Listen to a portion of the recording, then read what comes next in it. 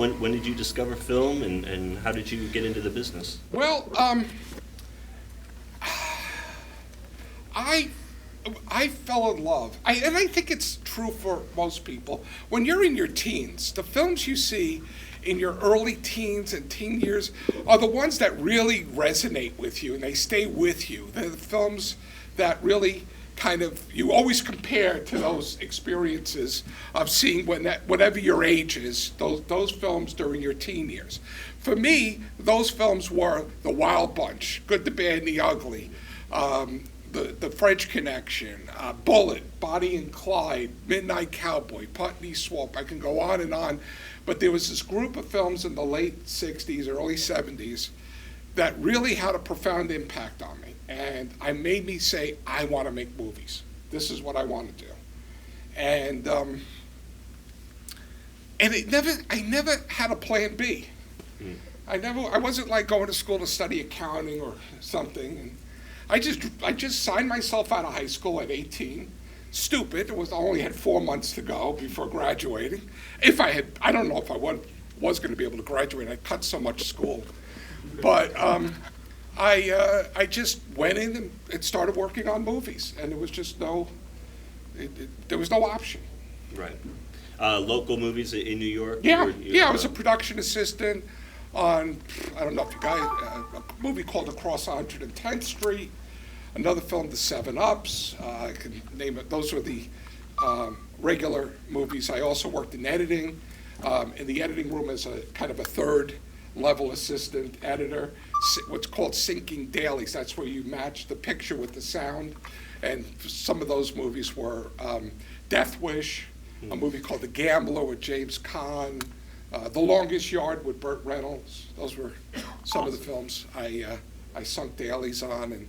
And of course, at the same time, I was working on adult movies, because adult movies were extremely popular, shot on 35, shot just like a regular movie. In fact, the crews that worked on adult films also worked on regular films. The first adult film I worked on, the crew was bitching and moaning about a film they had just come off of. They were shooting in Harlem, in some of the worst areas of Harlem, and they were like complaining. And you know, they had just finished it, so it hadn't come out, nobody knew it. It was Superfly. Nice. And there were, you know, so I got all the lowdown on how bad a shoot Superfly was before I ever saw the movie. And they, you know, it was just interesting. So it was a great time, because Broadway was vibrant. It was also seedy. It was also quite seedy. Don't believe The Deuce. The Deuce is total bullshit. That HBO show, total bullshit. I was eyewitness, total bullshit. Maybe some kernels of truth, but not a lot. Right. Really not a lot. It's a fantasy. It's stupid. A hooker on the street is directing loops. I mean, I've never seen anything so stupid in my life.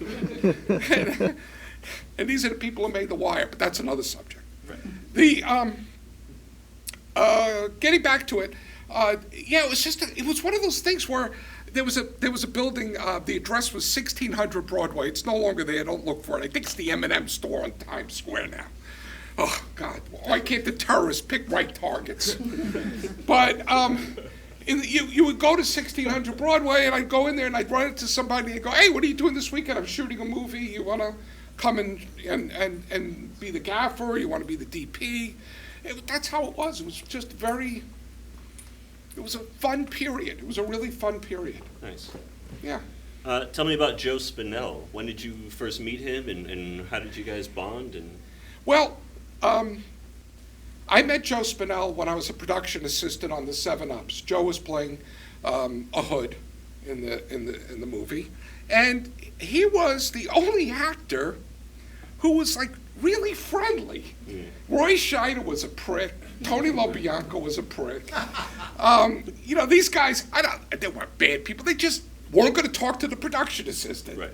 You know, and it was sort of like, stay away from them. They're the stars. Yeah. And in the meantime, there's Joe. And Joe was the kind of guy who would know all the Teamsters' names. He would hold the doors open for the wardrobe people and the makeup. You know, he was a gentleman. He was gracious with everybody. And I started chatting with him and told him, I want to make movies. And then we discovered, and I'm sure this has happened to all of you here, that the moment you meet somebody who's a horror fan, there's an immediate connection. You bond because you both love something that most people in our lives don't love. Our girlfriends, our wives, our mothers, or whatever. They don't understand why we would want to go see Texas Chainsaw Massacre and love every minute of it. You know? And when you meet a fellow horror traveler, as I call it, there's a bond, there's a kinship, and Joe and I bonded. And we remained in contact over the years, and we decided we wanted to make a horror film together. We had developed some ideas, we were batting things back and forth. And there was a lot of frustration. We tried to raise money to make certain, one kind of movie, this kind of, until finally we said, I had at that time, for making adult movies, I had about $30,000 I had put aside. Joe was working on Cruising, and my friend Andrew Garoni had $12,000. And so Joe signed over his check for Cruising. It was $6,000. I'll never forget. He signs it over. And for $48,000, we decided to go out and make Maniac. And that's how we did it. And we knew we didn't have enough money to finish the movie. But our thought was, when the train leaves the station, that's when people jump on board. And it proved to be right. I don't recommend it to anybody. It's a very stressful thing to start a movie without the funds to finish it. But if you're resourceful and you got a good, you have a good gift for gab and bullshitting people and stuff, you get it done. Yeah. And Maniac is proof of it. The grand total on that film was about $135,000 to make. In cash was about $135,000, which we raised from actually Caroline Monroe's husband. He put up the rest of the money. And filming in New York, I don't want to out you, but I know there was some guerrilla filmmaking going on. Always. What was the experience like as you were shooting? And Well, keep in mind, New York was not the New York of today, which is kind of safe.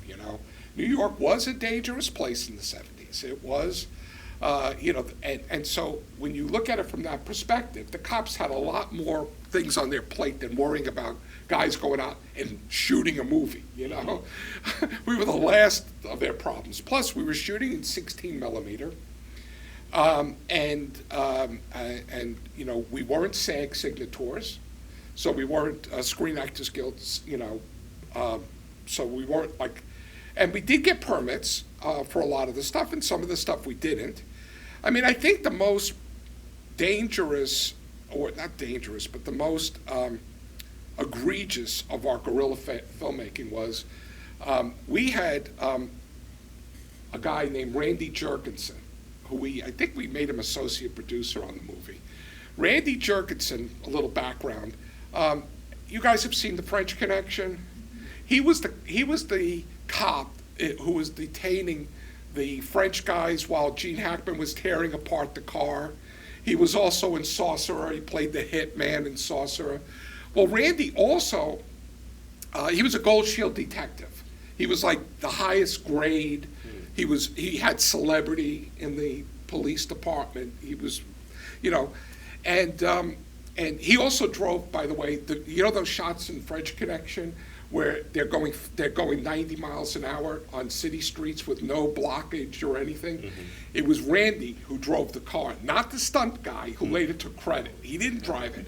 It was Randy, because the stunt guy wouldn't do it because it was so dangerous. Randy said, let's put a siren and we'll put a thing on the top of the car. I got a Gold Shield. If we get pulled over, I'll say I was, and so that's what they did. They put camera on the front of the car and floored it. He also did it for me in Vigilante. He was one of the stunt drivers in Vigilante.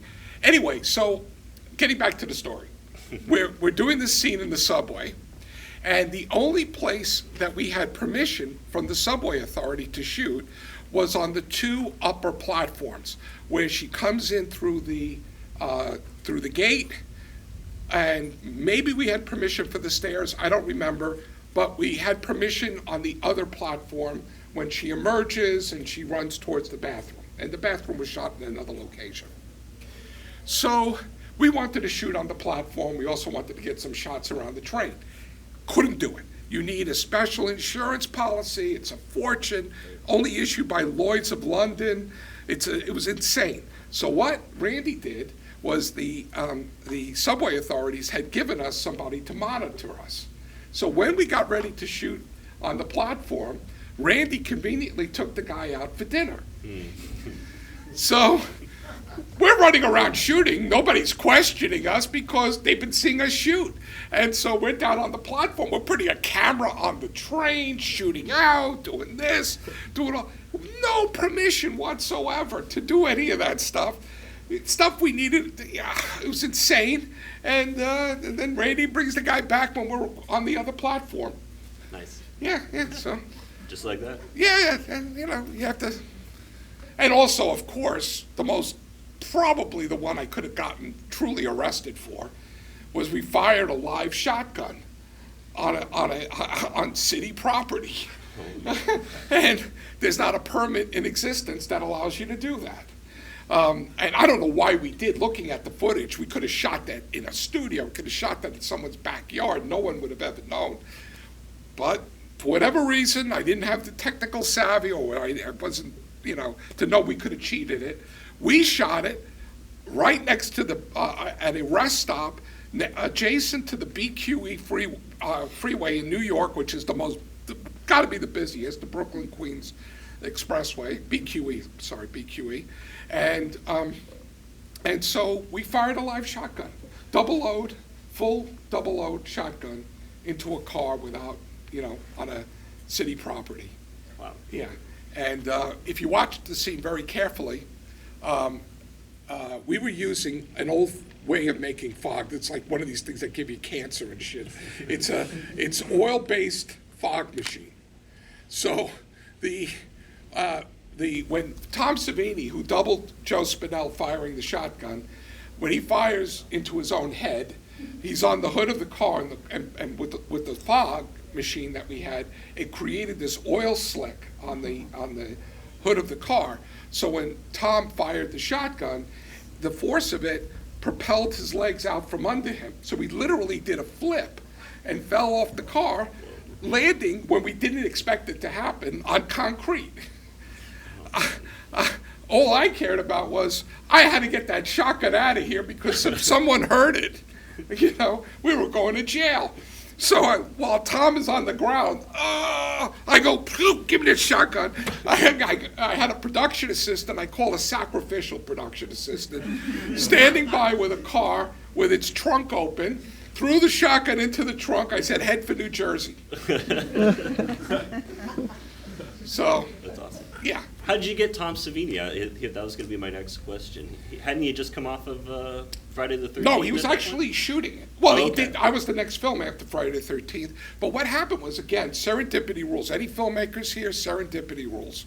Here's what happened. I had seen an early screening, which I wasn't supposed to see. I actually snuck in to a private screening room projection booth, who I knew the projectionist. And so I'm watching Dawn of the Dead for the first time from the projection booth, and I'm blown away by the movie. First off, is a masterpiece, but then the special effects makeup was astounding in that movie. And so I knew when we were about to do Maniac, I wanted the very best special makeup effects artists. One of the things I always say is always aim, shoot for the moon, land on the roof, but you always go for the best. Always go for the best people. Even if you can't afford them, it doesn't hurt to ask. Mm-hmm. It just so happened, I connected with him through the producer, Richard Rubenstein. He was the producer of Dawn of the Dead. I was put in touch with Tom Savini. Tom was shooting Friday the 13th at a camp in New Jersey. Andy, Joe Spinell, and myself, we get in a car, we set up a meeting to go visit him on the set of Friday the 13th.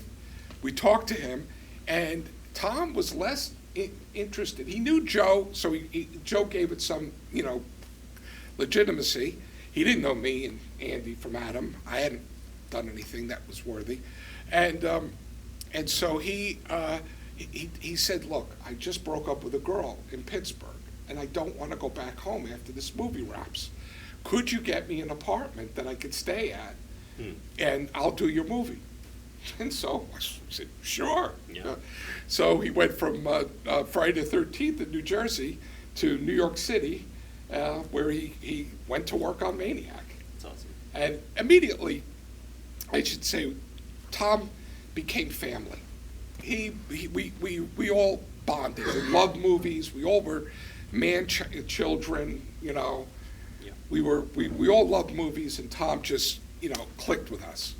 And so it was a great experience working with him. Nice.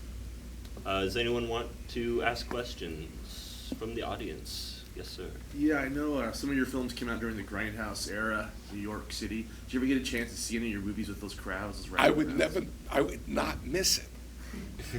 Watching. First off, the grindhouses were my university.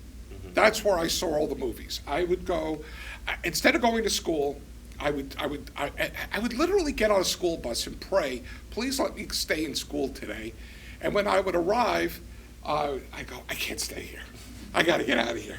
And I would do like a Steve McQueen Great Escape.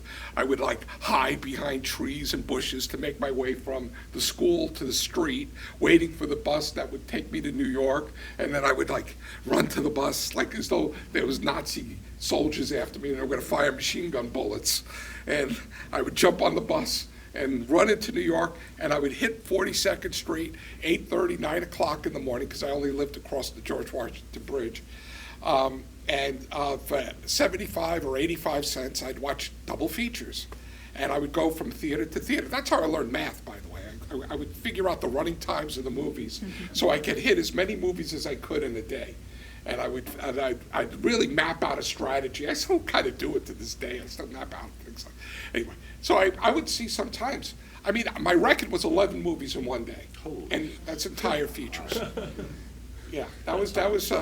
And the first one that day was Dirty Harry. Dirty Harry was the 8:30 in the morning show, and I was like, oh my God, this movie's amazing. You know, and when you see a good movie, you just want to watch more. You just want to watch more. So what's that feeling like when you grow up in the grindhouse and then you see your movies become a part of that?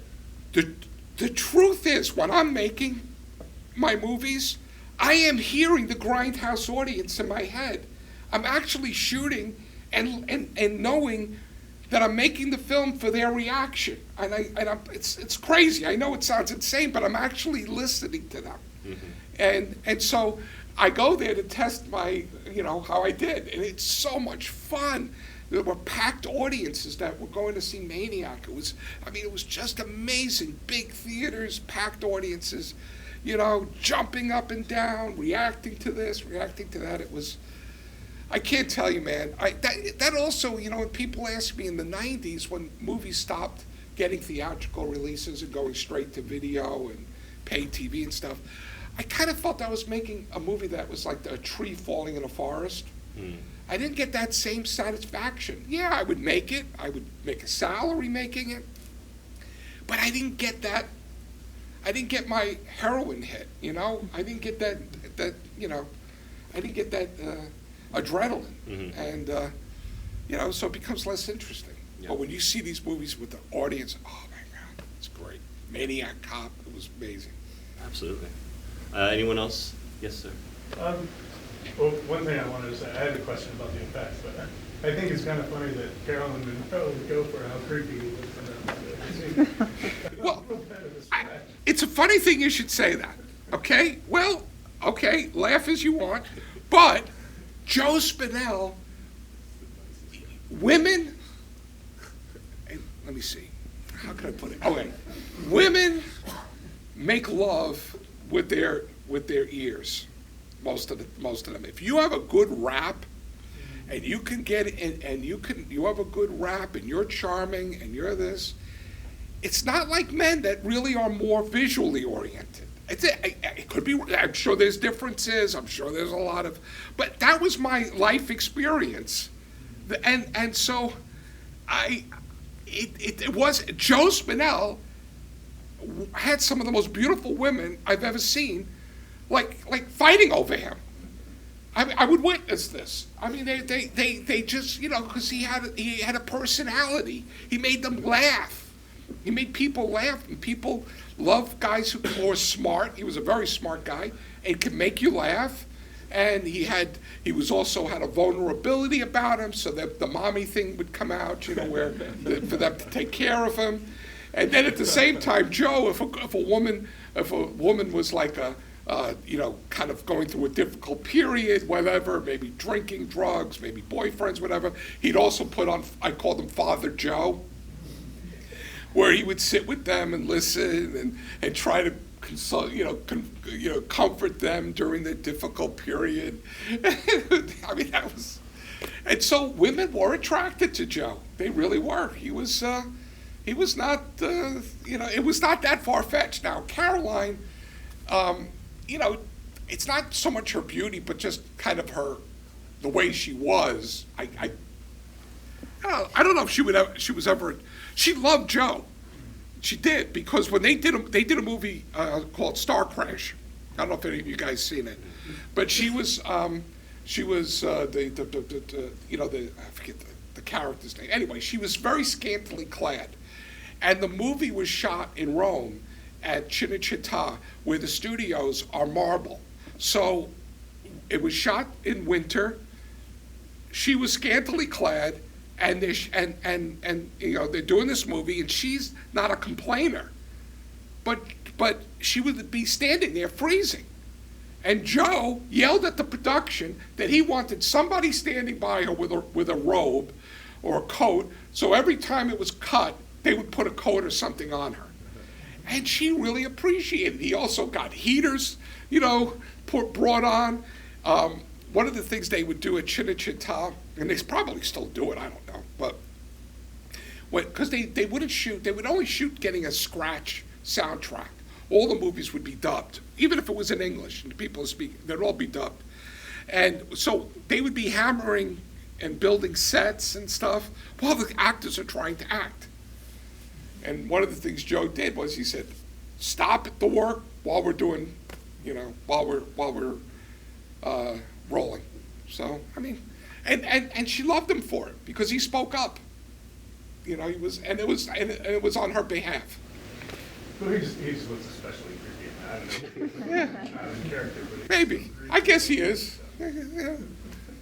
That was my, speaking of the sex appeal of Joe Spinell, what about the sweatiness? I mean, was that planned, or how did you do? I mean, he was just like I think we did put greasy, glycerin. sweaty. We did put some glycerin to try. What was going on in my mind is where he was living.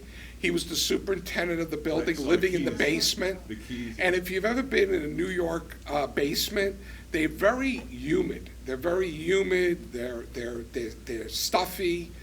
And I wanted to convey it, and I think we put some glycerin on Joe to give him that look in the scenes inside his apartment.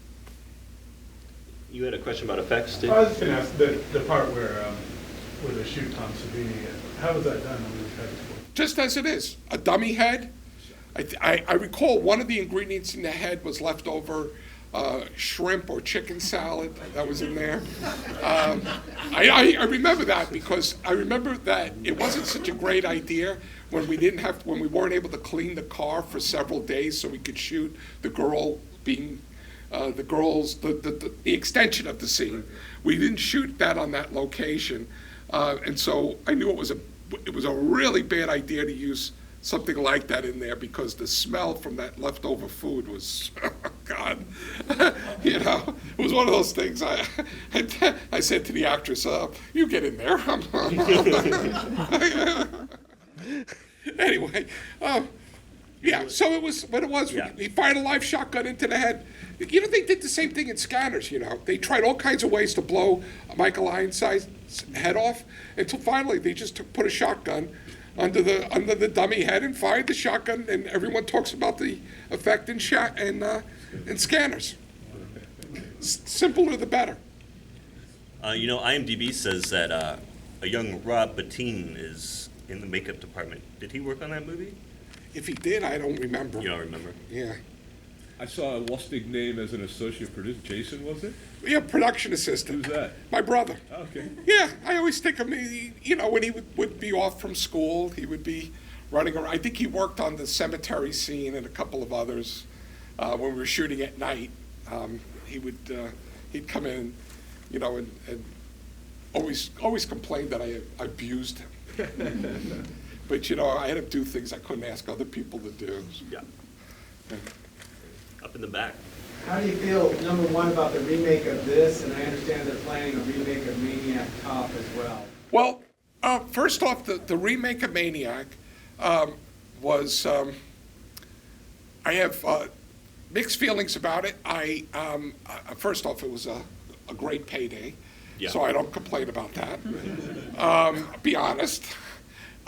Secondly, I thought Elijah Wood starring it was a great idea. I really liked that idea. He's a terrific actor, big horror fan. Mm-hmm. By coincidence, he actually had met Joe Spinell when Joe was alive. But I didn't like the POV, stylistic choice to do a POV. I thought that didn't work, and I felt as though I wanted to see more of Elijah Wood and not just hear his voice. Mm-hmm. And I kind of was disappointed that they didn't abandon the idea of the POV. But, that was my feeling, but the film did very well. Surprisingly, it premiered at the most prestigious theater in Cannes, France. It was amazing. Red carpet and big theater, big standing ovation at the end of the movie. So, I guess I'm too close to it. Yeah. Well, and then Maniac Cop, are they remaking it? Have you gotten a paycheck for that yet? Well, in the case of Maniac Cop, I'm a little bit more involved with it. I'm producing it with Nicholas Winding Refn, and it's written by Ed Brubaker. Mm-hmm. And we expect to go into production sometime this year. It's the company that originally was the cornerstone financing for the film, a company called Wild Bunch in France. During the process of doing the script and everything, Wild Bunch had a financial reversal, so to speak. And after a couple of years of waiting, they finally gave us back the film because they couldn't finance it. But so we're right now, since the last 6 months, we've been working, and we think we have a deal, and I don't want to talk about it yet, but we have something going on. Sounds good. Anyone else got questions? Yes, sir. Haven't you worked with Larry Cohen? Larry is interesting. Larry's brilliant. He's a brilliant idea man. He's also can write a really good first and second act to a screenplay. Third acts, when he comes up with some of his outrageous premises, third acts become more difficult, and he kind of leaves the challenge to the director to figure out how to end his movies. But I don't mind, because he really is brilliant, okay? And he's got a very healthy ego. Let me put it to you that way. You guys developed Maniac Cop together, you and Larry, or Well, what actually, did you work on? actually, what happened is Larry had just. It was New York City, February, winter.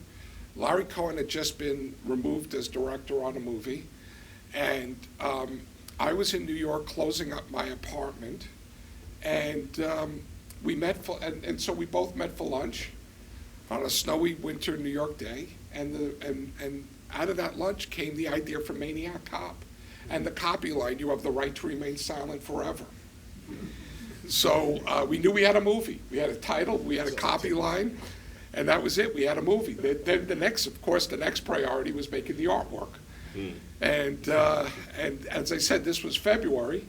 March was coming up, and Larry said we should have a set piece that takes place during the St. Patrick's Day parade. So I call up Bruce Campbell. I said, "Bruce, I want you to star in this movie. It's called Maniac Cop.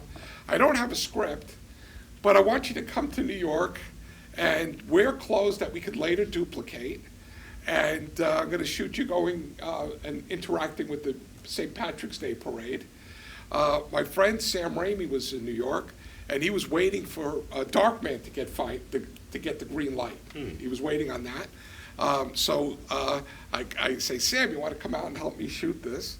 And he says, yeah, but I want to be in the movie. So I call up Larry. I said, Larry, Sam wants to play a news reporter, or he wants to play something in the movie. And Larry came up with the idea as a news reporter. So I get faxed pages where Sam is referring to characters that we had yet had a screenplay that these characters fitted. He's talking about police commissioner so-and-so and this and that, all these things that we had no script. We had no script. It was just, he was just babbling stuff and characters' names. And then I shoot the stuff, bring it back to LA, show it to Larry. Larry goes away for a month, comes back with a script. And I would say most of that draft we used. We probably made some changes to it, but nothing significant. I then met with a friend of mine who Jim Glickenhaus, who had just formed a company with a former executive from Afghan Embassy, Lenny Shapiro. And we're having lunch, and Jim asked me how things are going. I said, well, things are going okay. And he tells me about how he had just come into a whole lot of money through his family businesses. And I said, well, Jim, if you gave me $1 million, I would be happy, Give me $1 million. What's it to you? You made all this money. Just give me $1 million. He goes, I'll give you $1 million to make a movie. So that's how I got. Maniac Cop was a plea for just $1 million cash, so I could just, kick back for a while, and he made me work for it. Yeah. But I'm grateful. It was Absolutely. good. It was great. We have a few more minutes. Does anyone have one last question? Something you got to know? I never miss a chance to see a panel that you're involved in. They're always so informative and so awesome. And I'm wondering, books, are you ever thinking about writing any? Oh, God. A couple of times I was approached, and I always thought, if I do that, it's sort of like an end-of-life thing, And then I look in the mirror and I go, I'm not getting any younger, so maybe I should. I don't know. I've thought about it. It's something that I've been approached on. Let me put it to you that way. What I really feel as though that if I could do anything is to talk to filmmakers and give them honest, unvarnished truths about the process, and not puff it, not try to make it something it isn't, and that's what I really try to do. Is I try to just tell the truth. That's it. I'm not warts and all. Absolutely. I think we are at the end. Oh, okay. Thank you guys for coming out on Sunday. Thank you.